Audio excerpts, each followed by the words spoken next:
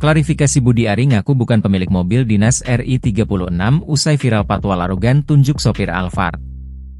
Viral mobil dinas berplat RI 36 menerobos jalan sambil dikawal petugas patroli dan pengawalan beraksi arogan di jalanan. Dalam video tersebut, nampak motor patwal dengan lampu strobo membelah jalanan agar mobil dinas RI 36 dapat melewati kemacetan.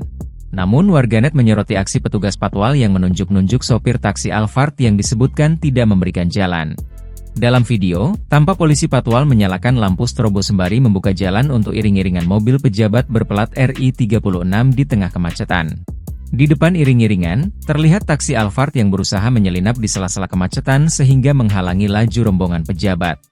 Lalu polisi patwal yang mengawal rombongan itu segera menghentikan motornya di samping mobil taksi tersebut, lalu menunjuk sopir dengan gestur tegas sambil memberikan peringatan yang terlihat penuh amarah. Sementara itu, Budi Ari memberikan tanggapan usai disebut-sebut warganet soal mobil dinas RI 36, Menteri Koperasi itu menegaskan jika mobil yang viral karena pengawalnya terkesan arogan di jalanan itu bukan miliknya.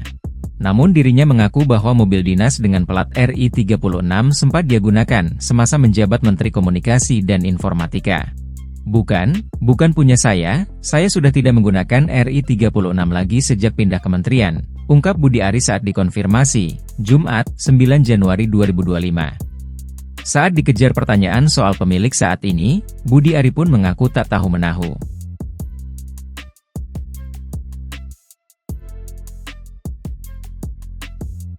Download Tribun X sekarang, menghadirkan lokal menjadi Indonesia.